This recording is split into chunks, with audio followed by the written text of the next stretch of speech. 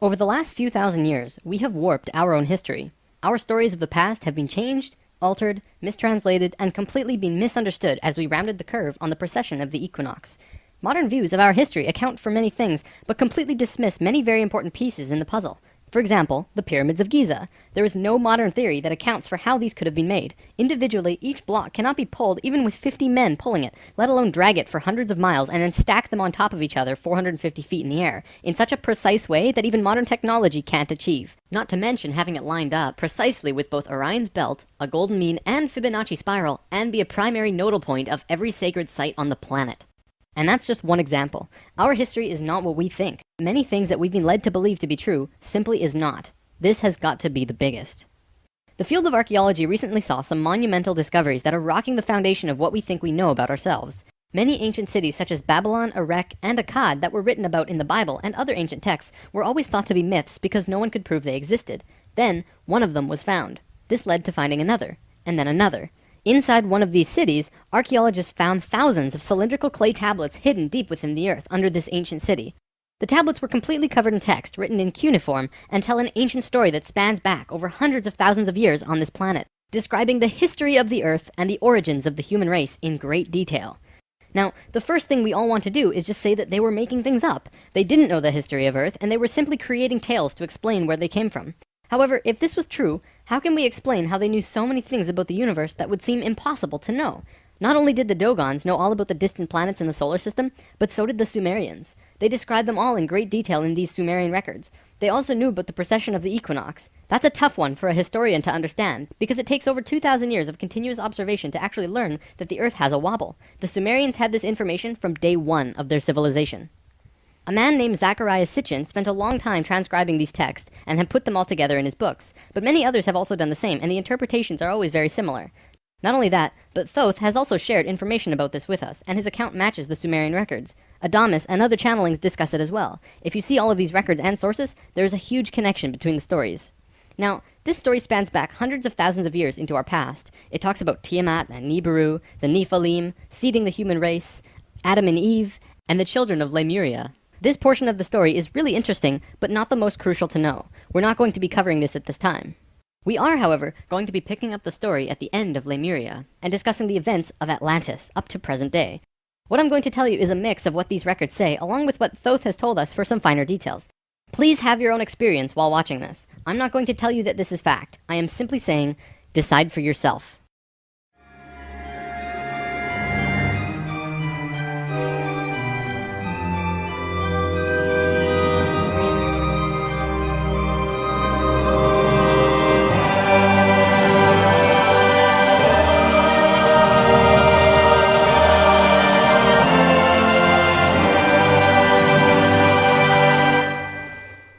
There was a time, long ago, when humans existed at a very high level of consciousness. We were interdimensional and were very psychic. We communicated through thought and emotion, much like how animals do rather than speaking or writing, which would seem very primitive.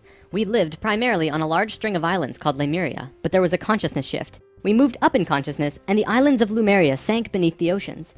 At the time of this shift, a new continent rose out of the waters. We called it Atlantis. Back in the early 1900s, the spiritual path of the United States was similar to what's happening today. People began to learn about meditation and study ancient lands like Atlantis and Lemuria. We actually found quite a bit of evidence that Lemuria existed, and it had to do with coral. See, the ocean floor does rise and fall. Coral can exist up to 150 feet under the surface of the water. In 1910, the surface of the ocean was probably higher because they were able to see coral rings heading away from Easter Islands for a great distance. These rings were estimated to be found at 1,800 feet, which means that for them to have existed, they would have had to be much higher and sunk slowly. Probably more important, they also found the exact same fauna and flora from the Hawaiian Islands all the way to the Easter Islands. This is a great distance, but if you look at a map, you'll see a long string. That string, according to Thoth, used to run along the western shores of Lemuria. It is only on these islands that have the same flora and fauna. Same trees, bugs, bacteria, everything. Science can only explain this if there were closer land bridges between these islands at one point. Although we were studying this at that time, World War I began soon after, and we lost interest in spirituality and the ancient lands for a very long time. After the sinking of Lemuria and the rising of Atlantis, at first the human race became scattered. We moved to various islands and continents all over the world because we didn't have a home. Yet, we didn't know where to go. At that time, there were about 1,000 humans at a very high consciousness, more than all of the rest. They were called the Nakals. Today, we know them as ascended masters. The Nicals began preparing Atlantis to be our new home. They projected their energies across the surface of the continent in the form of the Tree of Life, not with 10 circles, but with 12, an extra on top on the island of Udal, and an extra on the bottom in the water. There were 10 components on the mainland, and even though it extended over hundreds of miles on the surface, it was projected to the accuracy of a single atom. We chose to move to Atlantis because of the Kundalini. In humans, the Kundalini is often referred to as the energy serpent that runs up and down your spine. When activated, it provides an immense amount of energy through all of the chakras. The Earth itself also has a Kundalini because the Earth is alive, like an organism, running from the center of the planet to a specific place on the surface. Wherever the Kundalini resides, the people there become the spiritual leaders of the world. The Earth chose Atlantis to be the new energetic center of the planet. After Atlantis, the Kundalini moved to the mountains of Tibet, which is why the Buddhists were the leaders in pure spirituality for the last 13,000 years. It was a very pure place. It moved again within the last 10 years, but that's a story for another time. If you want to read more, check out the book The Serpent of Light by Drunvalo Melchizedek. Suddenly, in a single day, the Nicals breathed life into the Tree of Life on the surface of Atlantis. This created vortexes of energy rotating out of each and every circle. Once the vortexes were established, the children of Lemuria began to be called forth. Millions upon millions of Lemurians who had settled all across the planet began to be pulled toward Atlantis. A great migration began. However, the Lemurian body of consciousness had only reached the age of 12 as a planetary consciousness. Because we were right-brained, we were a female species, like a 12-year-old girl. And some of our centers weren't working yet. They had worked with these energies, but only mastered 8 of the 10. Each migrating Lemurian was attracted to one of these 8 centers on Atlantis, depending on the nature of the individual. There, they settled and began to build cities. That left 2 vortexes with nobody using them, not a single person. These 2 vortexes were pulling life toward them, and in life, you can't have an empty place. Life will find a way to fill it. Similar to if you were driving along a freeway, following another car, and you drop too far behind, someone will fill the place. That's exactly what happened on Atlantis. Though the Lemurians had only filled 8 of the vortex areas, Mayan records state clearly that there were 10 cities in Atlantis when it fell. You can see these records in the Troano document, which is now located in the British Museum. This document is estimated to be 3,500 years old, and it describes in detail the sinking of Atlantis. To fill these 2 empty vortexes, according to Thoth, 2 extraterrestrial races stepped in. Not 1, but 2 completely different races. The first race were the Hebrews, coming from our future. Thoth says that they came from off-planet, but we don't know where exactly. The Hebrews were kind of like a kid who went through 5th grade and didn't make it, so they had to do that grade over again. They learned all the math, the left brain stuff, but they didn't get the right brain aspect of evolving consciousness, the doing. They didn't graduate to the next level of evolution, so they had to do it again. They knew a lot of things that we didn't know yet and brought many concepts and ideas to us that we weren't aware of yet. Now, if this is true, this would explain quite a few things about the Hebrew people in general. They seem to have many sacred geometries hidden within their culture. It also puts perspective on the story of Exodus. Perhaps Moses incarnated into that lifetime to free the Hebrews because they were not direct descendants of humans and were being treated unfairly. Or could it be that Moses was visited by an ascended master of the Hebrews who guided him to free their people? Given what we know about dimensions and consciousness, it definitely puts a fresh perspective on old stories that didn't make much sense. We could talk about this more, but let's continue for now. There were no problems caused by the Hebrews coming to Atlantis. They actually benefited our evolution. The other race that stepped in caused big problems. These beings came from the nearby planet of Mars. See, according to Thoth, Mars looked very much like Earth a little less than 1 million years ago. It was beautiful. It had oceans and water and trees that were just fantastic. But something happened to them, and it has to do with something called the Lucifer experiment. From the very beginning of creation, everything is simply an experiment. Creation itself was just consciousness creating and inhabiting itself in that creation. There is no divine plan. Spirit can do whatever it wants. Having said that, if Spirit decides to cut itself off from the rest of consciousness and create a separate reality on its own, it can do that too. This is called the Lucifer experiment. Because Spirit is God, it can do this. There is nothing wrong with that. We've kind of been led to believe that Lucifer is evil and the devil. This just isn't true. Lucifer is just another means of perceiving the reality. It is not a unity perception of oneness, but rather a duality perception of two-ness. There's a flower of life pattern for Lucifer as well, but that's a big topic for another time. Anytime the Lucifer experiment has been attempted in the universe, it always ends in failure. The species will cut itself off from love and will become incredibly male, left-brained. What always ends up happening is that everyone becomes very greedy. There is no compassion for one another, and everyone ends up fighting until they end up killing themselves. More than 1 million years ago, the beings on Mars joined the Lucifer experiment, and it failed dramatically. Basically, they cut themselves off from the unity of the universe and created a separate reality. When the Martians severed the love bond, they became pure male, logical beings with no emotions. What happened on Mars was that they ended up fighting. Mars became a battleground. Eventually, it became clear that Mars was not going to survive. They blew their atmosphere away and destroyed the surface of the planet. Nova recently did an episode on planetary magnetics, and they found some interesting things about Mars. The planet didn't have a magnetic system, however the surface was magnetized, implying that at one point it did, but that something happened. Now, we've been discussing the star tetrahedron before, and now I want to give you a brief understanding of the Merkaba. The Merkaba was known in ancient times as the Chariot of Ascension. It is the star tetrahedral energy field around the body. All around the world, there are references to this in ancient texts. When activated to its full potential, the Merkaba, which is both a tool and part of your being, can be used to do the impossible, included but not limited to changing dimensions and traveling through the universe. Before Mars was destroyed, they built huge tetrahedral pyramids. They built 3, 4, and 5-sided pyramids, eventually building a complex that was able to build a synthetic Merkaba. After a million years or so, it's been eroded, but the proof is there. Now, because the Martians were severed from the Unity consciousness, they couldn't create a living Merkaba. They simply used it as a tool. They created a synthetic Merkaba to travel in time and find a new home. A small group of Martians tried to get away from Mars before it was destroyed, and that place they found was Earth. About 65,000 years in our past. They saw this little vortex sitting there, just pulling in life, with no one in it. They didn't ask permission. Being part of the Lucifer experiment, they just said, alright, let's do it. And they stepped onto that vortex, and in doing so, they joined and changed our evolutionary path. Thoth's father, Thome, was one of the Nakals who set up Atlantis on the island of Udal. That island, the top of the Tree of Life, was the brain of Atlantis, and on it was a small city called Poseidon. This city is what Plato was discussing when he said that Poseidon bore 10 children, the 10 circles on the Tree of Life. Poseidon was made of 3 rings painted in black, red, and white stones, and it was the symbol for Atlantis. The inner circle represented the Nakals, the middle circle were the priesthood, called the Maya, and the outer circle represented the regular people of Atlantis. We'll come back to this down the road. There were only a few thousand Martians who came to Earth through the synthetic Merkaba. The first thing they did when they arrived in Atlantis was try to take over the continent. They tried to declare war and invade. However, they were vulnerable due to their small numbers, compared to the millions of Atlanteans, and we finally subdued them.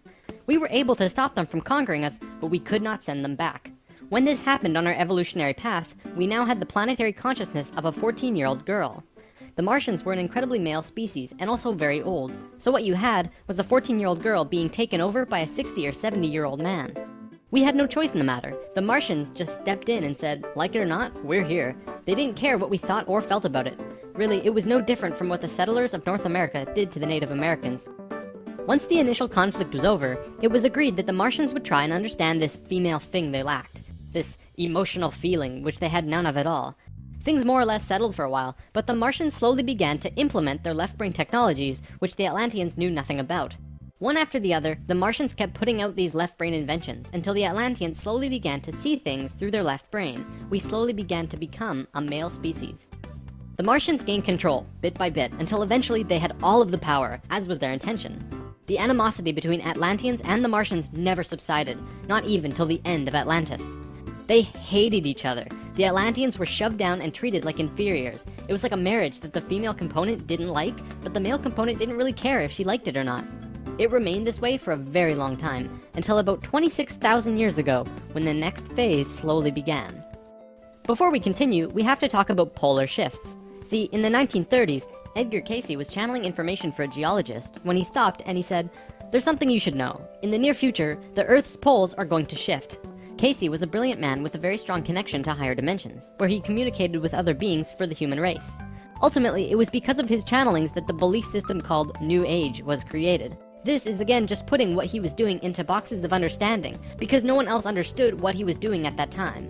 Nevertheless, when Cayce talked, people listened. Geologists began exploring the possibility of a polar shift, and they found something remarkable. A string of major pieces of evidence came forth and lent tremendous weight to what Cayce was saying, and they have now changed the world's view on the subject. Scientists believed that if there was going to be a physical pole shift, there would also be a change in the magnetic poles. Through studying lava beds, geologists were able to see where the planetary magnetics were when the lava beds hardened at certain depths. They found that the earlier magnetic poles were not where they were now, but in Hawaii. The last shift that took place was 13,000 years ago, and we will get there in the story soon. They did another test and found that it had shifted again 26,000 years ago as well. Scientists also learned that polar shifts happen very quickly. In a single day, the magnetics would do a complete flip, or turn 90 degrees. There's that number again. And within 24 hours, the sun would be rising differently than it did the previous day. This shift has happened hundreds of times over the last 100 million years on Earth, but it's speeding up now and happening faster and faster. Now only 13,000 years between each shift. A whole new viewpoint is beginning to be understood. From space, would this not appear as a pulse? Now, there's a lot more to talk about with polar shifts, but I'm going to give you the basics. A scientist named Charles Hapgood was studying this at great detail because the leading theory behind what caused polar shifts was still underdeveloped at the time. He came up with a theory that demonstrated to be possible through various experiments. Through these experiments, they learned that the surface of the Earth, the crust, could slip over the main mass of the Earth, which continues its rotation as if nothing happened. The crust would rotate and spin out of control until eventually it settles again in a new location aligned with the new magnetics. During this time, there are massive earthquakes and tsunamis and devastations that rock the world. Doesn't that sound a bit like the destruction described in the Book of Revelations?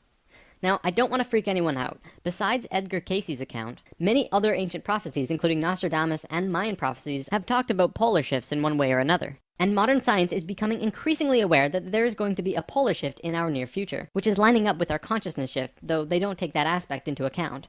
It's funny actually, a while back, NOVA did 2 reports on polar shifts, and both times NASA shut them down. Then recently, NOVA released a new video called Earth's Magnetic Storm. That video shows all of the evidence for pole shifts without actually using the words pole shift. It's almost as if a specific company doesn't want us knowing about this and the evidence that's been brought forth.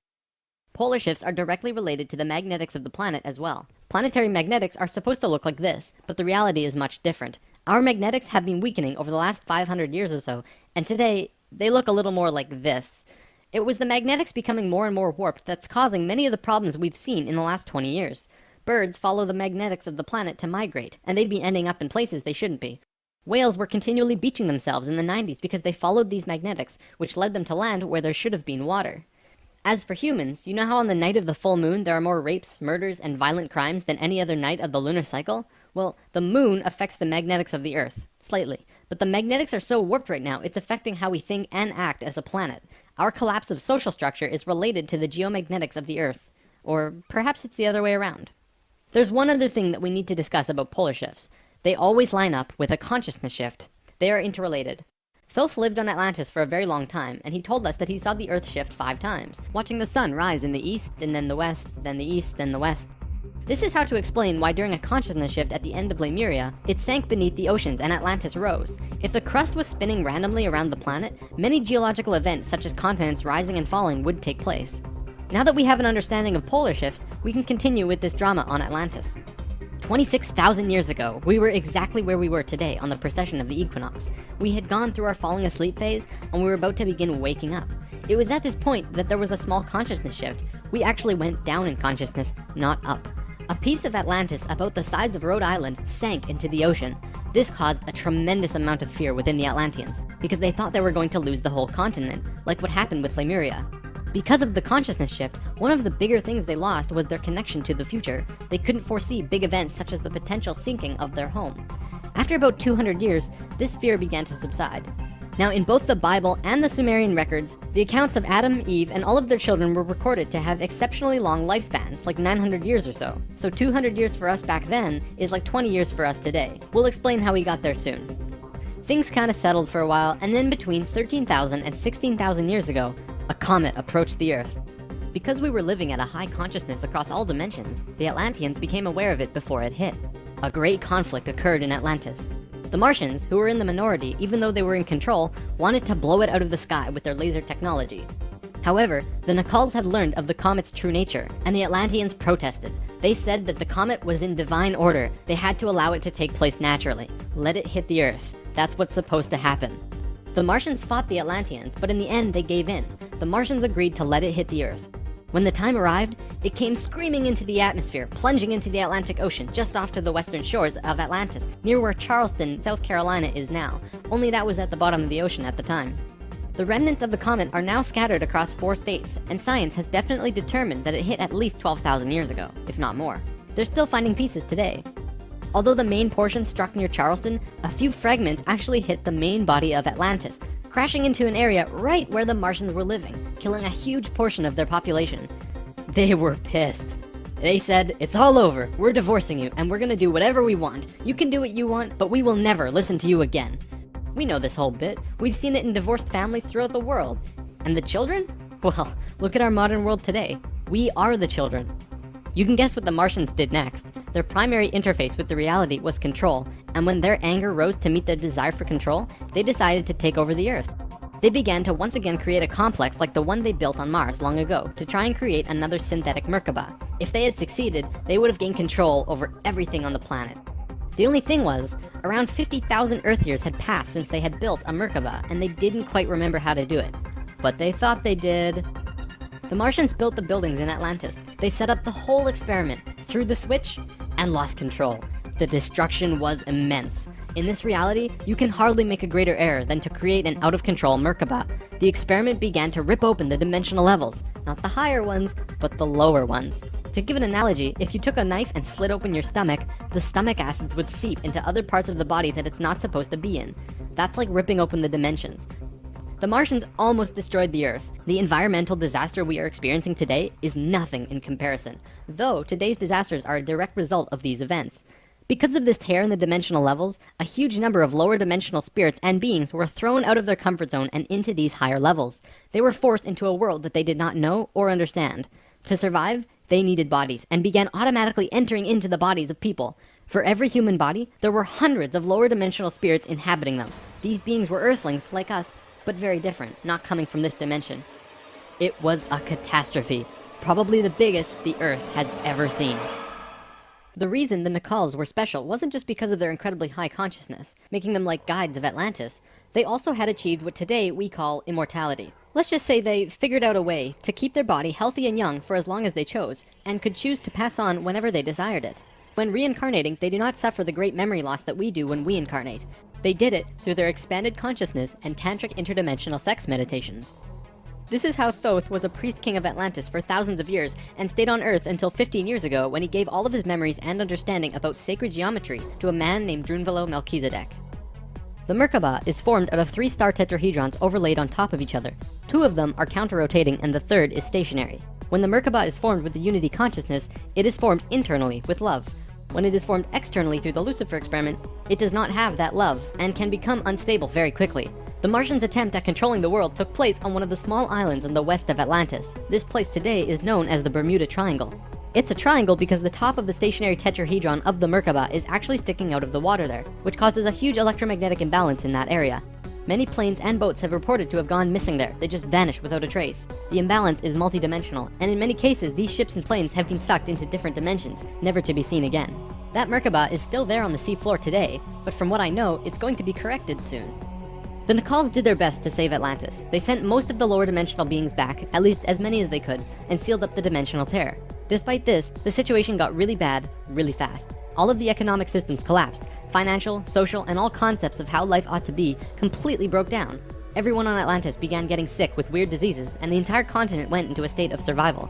Life was no longer about living. It became about surviving until tomorrow. It was a literal hell on Earth. The Nacals had no idea what to do. They were children compared to the events that had been thrust upon them. So they prayed. They prayed to the highest levels of conscious life in the universe, asking for help from anyone who could hear them. The problem was reviewed on many high levels of life, who I am drawing as the Justice League because the 11th and 12th dimensions are completely incomprehensible to us in our current state. What they told us was this: we were going to fall. We were going to hit rock bottom, level 1, the lowest place we possibly could be in the universe and still survive.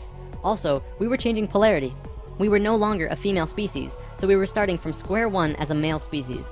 And finally, and this was the shocker, we would only have 13,000 years to return to Christ consciousness. Normally, it takes hundreds of thousands of years for a species to get to Christ consciousness.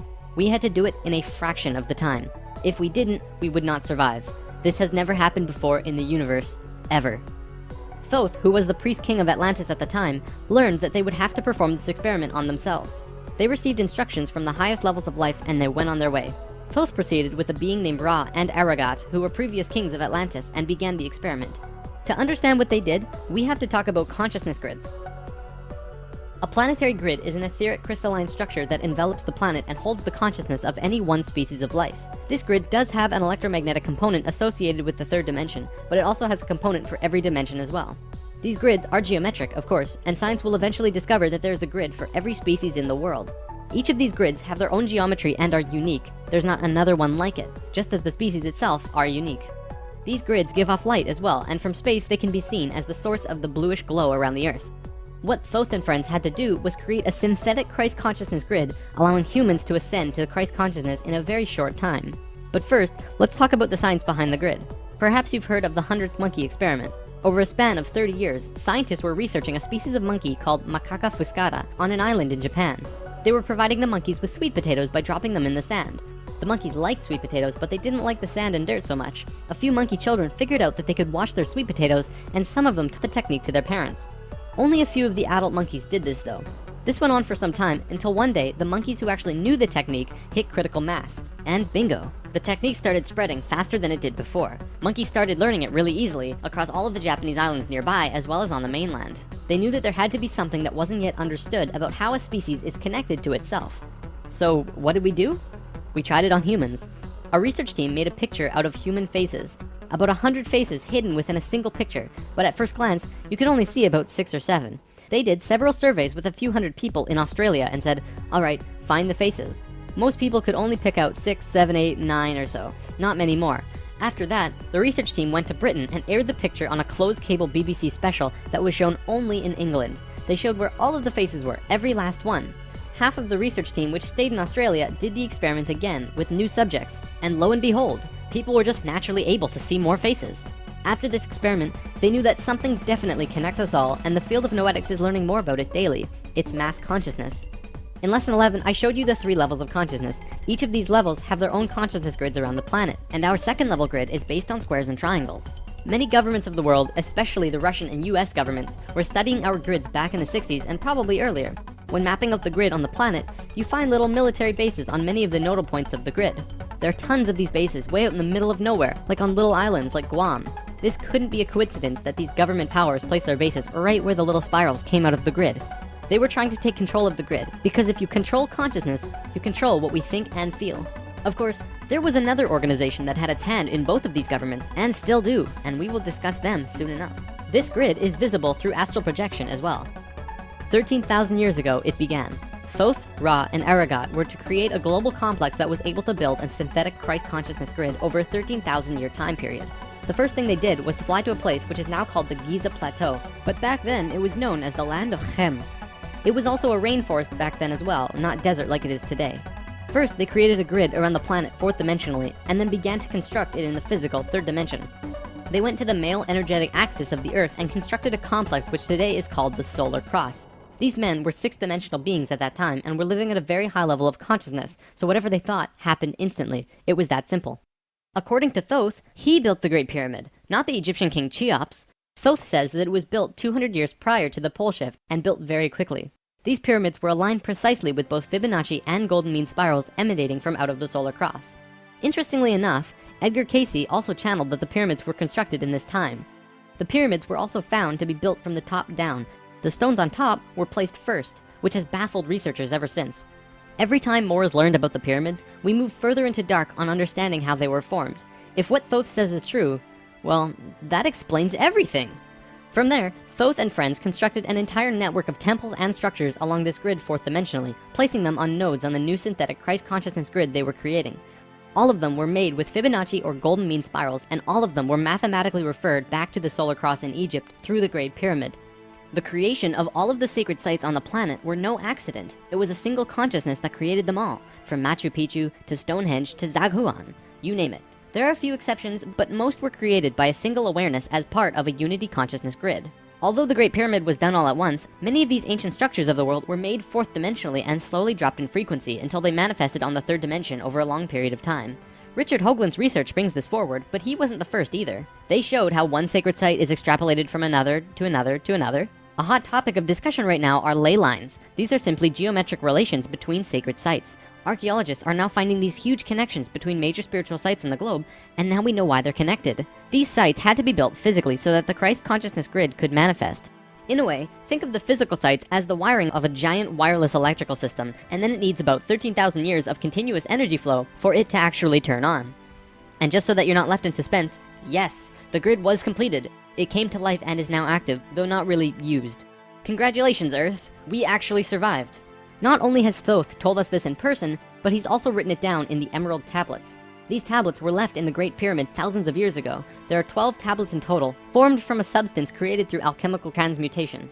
They are imperishable, resistant to all elements and corrosion. Their atomic structure is fixed in place, and no change can ever take place. In that respect, they violate the material laws of ionization. These tablets share a great wisdom, and you can read them at over 100 different levels of consciousness, and you will always understand them differently. If you're interested in this stuff, you should definitely consider reading them. As you can probably tell, Thoth plays a pretty large role in what happened. Most of this information comes from him. Thoth also provided most of this information about the flower of life and its geometric relationship to consciousness with us. And this stuff is tied intimately to the geometry of the universe. Considering the quality and quantity of information that he has shared, it makes you really start considering that this next part can be true. The Great Pyramid has a legendary missing capstone. According to the Emerald Tablets, deep under the Great Pyramid there's a room called the Hall of Records. This room was not built by Thoth and long predates the Atlantean civilization. Within the Hall of Records is the capstone of the pyramid, which is 5.5 inches high, solid gold, and completely holographic image of the Great Pyramid. It has all of the little rooms and everything. However, this leaves us with a 24 square foot piece of the Great Pyramid that's missing. If what Thoth says is true, that missing piece actually belongs to a very special airship that exists on Earth. And the way to the airship is through the Sphinx. The Sphinx, according to Thoth, is not 12,000 years old, but dates back over 5.5 million years on Earth. Deep under the Sphinx, about 1 mile down, is a round room with a flat floor and flat ceiling. Inside this room is the oldest synthetic object on Earth. The object is about 2 city blocks in size. It's round like a disc and has a flat bottom and top. It is also only about 3 atoms thick, except for a pattern on the top and bottom which looks like this.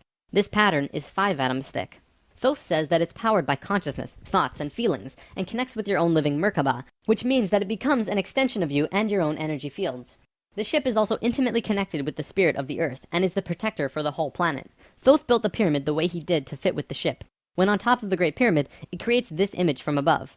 The disc ship has a circumference equal to the perimeter of the Great Pyramid. As we discussed in lesson 11, whenever that ratio appears, life occurs. This ship can only be used by the purest of souls. See, whenever we approach the point in the precession of the equinox where our poles do these shifts, we become very vulnerable. Things often degenerate, and while things become chaotic, there are often other species who wish to take us over. This has always happened, not just with us, but with all evolving consciousness. Every time a takeover seems imminent, a very pure person will find their way to the ship and raise it into the air. The Earth and Sun will connect with that person and give him or her great power. Then, whatever that person thinks and feels will happen. And think about it. If consciousness is the primary core component of the entire planet, does it not make sense that it would have its own defense mechanism? This defense is an airship that plugs into the Earth and the Sun, allowing the Earth to have protection. Our takeover event actually already happened, the same year the Christ grid was activated. The year was 1989, and we were having some troubles with the Greys, a race of ETs who were slowly plotting takeover due to a previous scuffle we were having. A very pure woman in Peru made the ascension process into the Christ consciousness grid and found the ship. She tuned it to the frequency of the 4th dimension, where she raised it through the Earth and into the air, and manifested a situation for the Greys to leave. Within a very short time, the Greys began getting sick, and remained sick for as long as they stayed here. They have been forced to leave for now, and we are once again safe. The ship is a warship in that whatever race is trying to take over, the person will just think them away, think up a situation, and force them to leave. Returning to the events on Atlantis, after completing the complex in Egypt, Thoth and pals returned to Atlantis, where they waited for about 200 years until that critical point on the precession of the equinox where the poles would shift. They knew that Atlantis would sink, and they would be ready. Previously on Thoth and Pals. Thoth, the poles are shifting. Oh, the pole shift? Yeah, whoa, what's wrong with your eyes? I don't know. When Thoth first saw signs of the polar shift, they returned to the land of Chem and raised the warship into the sky. They went to Atlantis and picked up the Nakals. The Nakals weren't just passengers though, and each and every being was working in unity to create a very powerful Merkaba around themselves and the ship. They returned to the Great Pyramid and landed the ship on top, forming the phi ratio with the pyramid. And then, it happened. The poles began to shift, and human consciousness began to plummet. Simultaneously, the electromagnetic and magnetic fields of the Earth collapsed, and all life on the planet went into the Great Void, the 3.5 days of absolute blackness described by many ancient cultures in the world. The Emerald Tablets say that whenever we go through a polar shift, we go through a void space as we change our frequencies for about 3.5 days. This is also in the Troano document, depicted by 3.5 stones painted black. This refers to a time when we go through what science calls the electromagnetic null zone. During the pole shift, a phenomenon takes place where everything just seems to disappear for a certain time. Usually it's between 2 to 4 days, and the last time it was 3.5 days. Here's where it gets interesting. What happens to us does not usually happen to a normal species, because most advanced species will have their Merkabas handy at the time of the shift. We didn't, due to our little crisis, and we got sucked into the void space without protection. This resulted in us losing our memories. Science realizes that all of our memories are connected through cells in our brains as well as fields around our heads. What is not entirely understood by science yet, at least not directly, is the connection our memories have with the planet itself. We've discussed this before. The magnetics of the Earth affect how we think and act. The Merkaba is an electromagnetic field that you create around your body that can serve as protection from void as you're consciously going through it. What happened to us when we didn't have that protection? It was a clean wipe. When we existed on Atlantis, we were living at a very high level of consciousness in a higher dimension.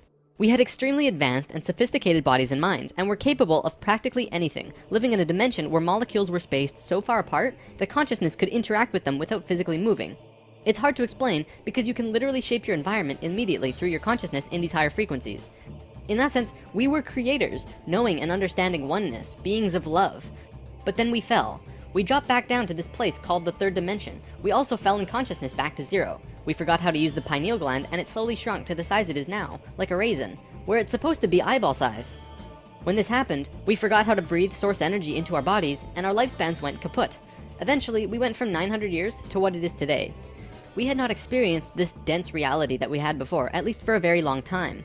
We were kind of like a supercomputer that gets completely wiped, no operating system or anything. We had these advanced physical bodies, but we didn't know how to use them. This is why today we are so physically advanced compared to pretty much all the other animals in this third dimension. For a time, the survivors of the Atlantean fall, and there were a few, were literally hairy barbarians. We even had to rediscover fire. The reason we're having such a hard time finding evidence of Atlantis is because for the most part, the events of Atlantis took place on a much higher dimension than our physical Earth exists on right now. Everything I've drawn of Atlantis can't be taken as that's what it looked like, because it didn't. This landmass did physically exist, but the Atlanteans were not inhabiting that dimension of its existence. If the warship hadn't been protected by the Merkaba, the Nacals would have lost their memories. They retained their memories when the Earth came out of the void and began their work once more. Thoth and 1/3 of the Nacals went to the Island of the Sun in Bolivia. Aragot and 1/3 went to Tibet, and Ra and the remaining third went to Egypt, where they waited.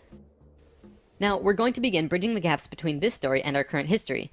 In between the fall of Atlantis and the dawn of our first civilizations, who were the Egyptians and the Sumerians, there was a 6,500-year gap between them. What was happening to us in that time?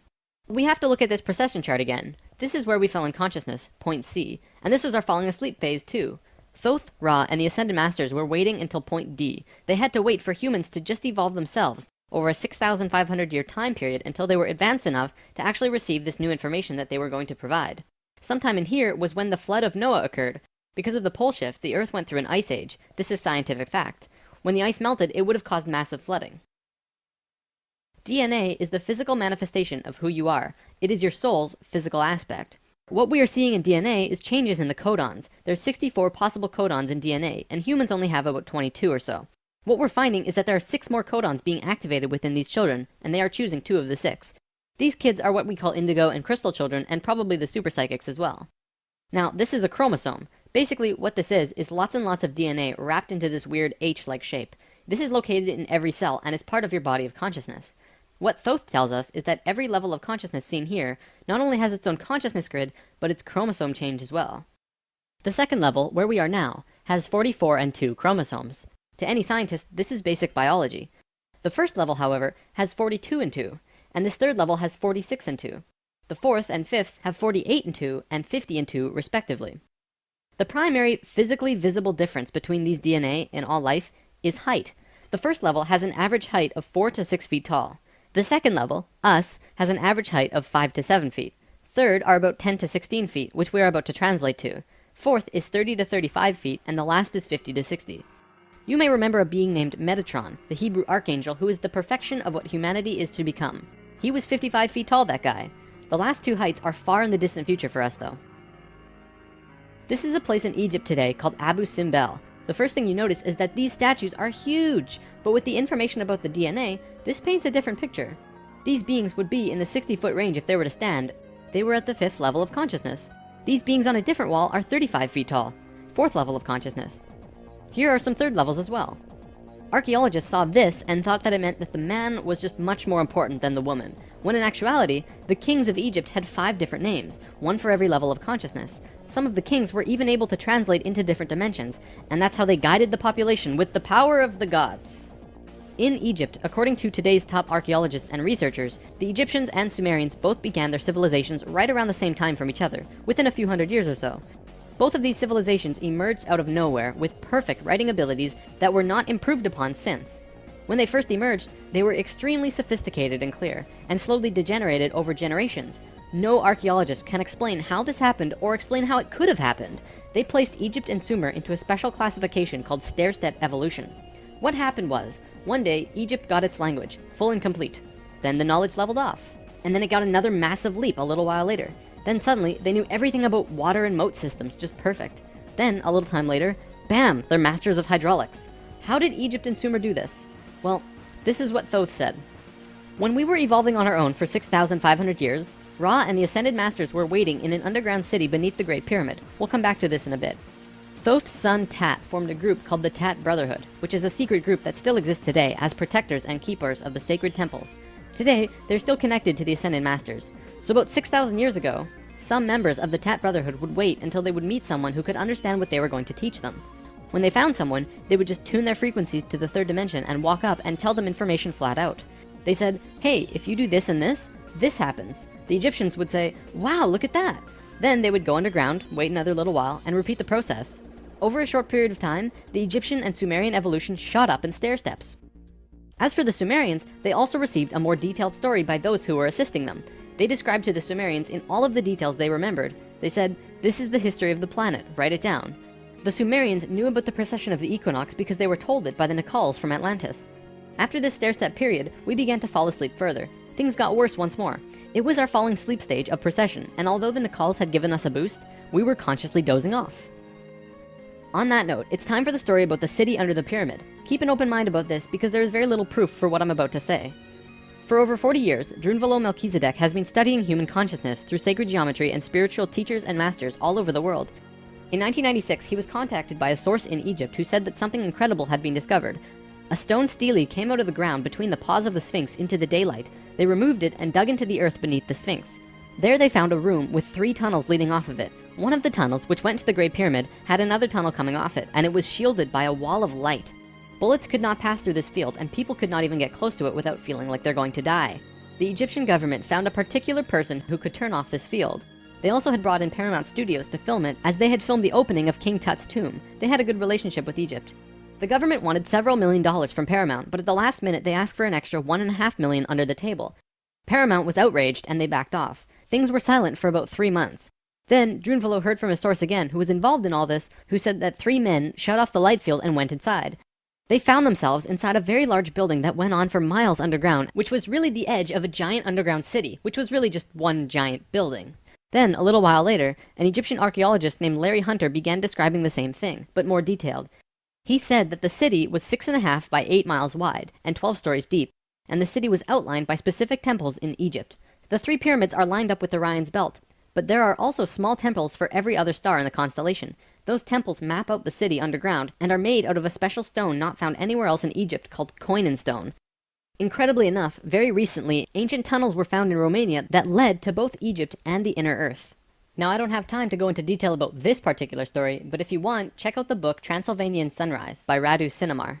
To be clear, this is a theory that has not been accepted by the Egyptian government, but the underground city that Thoth said was there is, according to Mr. Hunter, marked by temples made of a unique substance, and the temples match the star pattern of the constellation of Orion. 4,000 years after the stair-step evolution, we were at our lowest stage of our evolution. We were hitting bottom on the awareness road. Suddenly, out of the darkness, 3 men came to Earth to give us a little nudge. Everything in ancient Egypt was synthetic. They had this entire civilization based around achieving heightened states of consciousness, but they had to do it through tools. Now, we're not going to look at each of these tools individually, but let me give you a brief overview here. This tool was used for transferring vibrations into the body. Along with that were the hook and flail. This little device was a kind of generator to increase vibrations, though there's not too much information available on it. This thing, however, was their most important tool, the Ankh. They saw the Ankh as the secret to eternal life, and they used it not as a physical tool, but as an energetic one. They would use this form and Ankh their sexual energy. Now, this could be a huge topic on its own, like how energy travels up and down the body through a vertical tube between 5 energy channels that counter-rotate as they extend through the body. But basically, sexual energy is an incredibly powerful energy. We definitely abuse it today, but what the Egyptians knew was that when you had an orgasm, a very large amount of energy bursts from your root chakra all the way up your spine to the top of your head, and then it gets released. What the Egyptians would do was when the spiral of energy hit their heart chakra, they would onk the energy out of the back of their body and over their head and back into their body, where they would keep the energy and retain a massive energy boost. In other words, if you take a tuning fork and hit it, it will reverberate for a certain amount of time. Then, if you attach an onk on top of it and hit it again, it will reverberate at least 3 times longer. The Egyptians were doing this with their bodies. Moving on, when Atlantis was first formed, the Nacals set up something called a mystery school. This is the special type of school where you learn about consciousness, and you learn different aspects of expanding your own consciousness, and eventually getting to a place where you become immortal. It usually took a very long time to achieve this state, and that's why there were only about 1,000 Nacals in comparison to the millions of Lemurians at the start of Atlantis. The first Atlantean to reach the immortal state was a man named Osiris. Ancient Egypt's mythology tells a story about Osiris, a man who was killed and cut up into pieces by his brother in an act of rage, and then the pieces were scattered. This event, perhaps less exaggerated than the myths, actually did happen, and it took place on Atlantis. Osiris's wife and sister retrieved the pieces, and upon returning the final piece, they restored the creative energy flow and brought his spirit back into the body. Through doing this, Osiris became immortal, and he was the first immortal of Atlantis. This story is told throughout ancient Egypt on many temple walls, and I'm going to show you why. Osiris went through the 3 stages of consciousness. The first one was whole, the second was separated from itself, included physically, and the third was whole again. The Nacals used Osiris's understanding of how he became immortal as a template for how others could do it as well, only through consciousness, without needing to be cut up, of course. This eventually became what we would call the religion of Atlantis, but it was more of a deeper understanding that they were following. This template was also used in Egypt, which we will look at now. Through this stair-step evolution, we began to change from the first level of consciousness into the second. Before the fall, we had incredible memories. It wasn't this vague recollection that we have now, but today we might see it as full-tilt 3D holographic memory. After the fall, we still had a photographic memory, and could share these experiences with each other, which is called dream time. It is what the Aborigines of Australia still have today. Through the introduction of writing, however, we began to change from the first level of consciousness into the second. We lost our incredible memories, and became very separate from each other and ourselves. Thoth was the one who introduced writing, and if you look at ancient Egyptian culture, it even says, Thoth brought writing to us, as well as many other things. Now that we were in the second level, over time, things began to change, and a very serious problem developed, which if it hadn't been solved, it would have caused a major catastrophe in our own near future. Basically, in Egypt, the Ascended Masters had used Osiris's genetic coding of changing chromosomes to show others the path of ascension. They developed a system of 42 and 2 gods, with a lowercase g. They were actually called Neters. Most will recognize this one. His name was Anubis. There were 42 and 2 Neters who were representative of human chromosomes. Each one of them showed a specific pathway of life or human experience, and people would follow these understandings to learn more about their life or their own reality. The problem developed when both Upper Egypt and Lower Egypt became more separated from themselves, and the meanings of these Neters were lost. Over time, the drawings of these Neters changed, and the meanings changed with them. People had no idea what they meant. Then it got worse, when the Egyptian king Menes merged Upper Egypt and Lower Egypt into a unified country. Menes also merged the belief systems, so now you had 88 gods that people were fighting over to decide who was really God. This was an issue because now they had people not knowing what to believe, completely lost, separated from their understanding of their own divinity and God. Things became separated further, people fought over which gods were really gods. Today we look back and say, wow, they thought there were so many gods, when really, this wasn't the case at all. Even with the help from the Tat Brotherhood, we just couldn't get it right.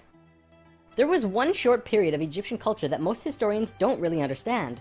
As it's written in ancient texts and hieroglyphs, for 17.5 years there was a bizarre new ruler that completely changed how Egypt was run. And his name was Akhenaten. Before him, there were only kings. Akhenaten was the first pharaoh, which meant that which you will become. He was also, believe it or not, 15 to 16 feet tall, at least that's how he was always depicted, and had an elongated skull. Both of these aspects are related to Christ consciousness.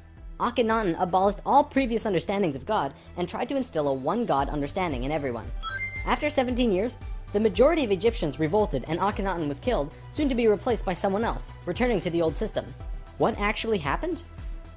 To correct the problem, Thoth got the help from Ai and Tia, who were the first immortals from Lemuria, and got them to mate interdimensionally to conceive a Christ consciousness being. Thoth said that he worked with the previous kings of Egypt to help achieve this, and Egyptologists find that Akhenaten came completely out of nowhere. It took some time, and there was a transitional period involving Amenhotep III, but soon Akhenaten was on the throne. Akhenaten used his time to bring Egypt back to a simple religion where there was one god, one reality. He used imagery of a sun disk to represent this. The priests in Egypt didn't like that because the religious beliefs were centered on the priests. Then he comes along and says, "You don't need priests. God is within you, and you can access God from within your own selves." Well, they didn't like that.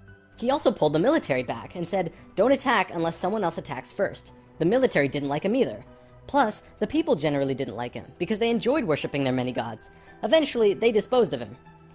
After all that, what did Akhenaten do that evidently saved humankind? Well, he developed a mystery school, with the intention of showing a small group of humans a way to ascend into the immortal state. Usually, it took hundreds of years to reach the level of immortality, and Akhenaten had 17 years to produce results. This was a very close call, but he did it. He actually showed 300 individuals the path to immortality in this short time. So after the general population disposed of Akhenaten, these 300 immortals would go beyond Egypt. Thoth wrote in the Emerald Tablets that after ancient Egypt ended, he brought a man named Pythagoras into the Great Pyramid and taught him the geometry of the universe.